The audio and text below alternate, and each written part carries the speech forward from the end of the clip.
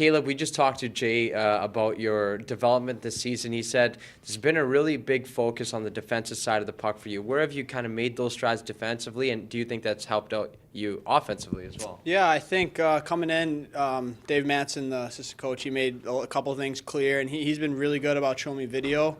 And I've just been trying to grow every day, like what he says all the time, but that's what I've been trying to do. And I think throughout the year I've made strides defensively. And obviously Manson, Dave, and Jay have been a huge part of that. So I just try to, he played 1,000 games in NHL, so I try to pick his brain whenever I can. And, he gives us good advice, and he's helped out all of us. He played 1,000 games in the NHL. You played 17 games this year in the NHL. Just talk about your experience, what you learned from that pace, and how that might be helping you in the Calder Cup playoffs. Yeah, I was there in December. And it was, the NHL started picking up at that time of year when teams are starting to ramp it up. So it was exciting. It was a good learning experience.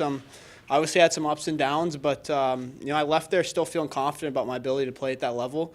And ever since I've been back, when you get a taste of it, you kind of want to get back. So that was a big focus. But right now, it's obviously being in the postseason here. The main focus is just getting wins every night and trying to take my experience there, with the pace and everything, and just try to apply it here. I was just going to say that usually call-ups usually say the biggest thing, or the biggest difference rather, is the pace of play, but obviously that's going to be ramped up a little bit in round 2.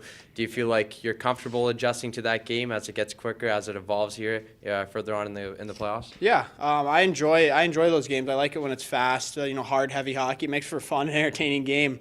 San Diego, they got some physical guys and they got a lot of skill, so it's going to be a fun series, and I'm looking forward to the challenge. Do you talk to your brother quite frequently? Does Seth give you any pointers? I know he's probably busy right now, but do you frequently talk to him, just maybe talk hockey? Yeah, he gave me some pointers when I was up in the NHL, but I haven't.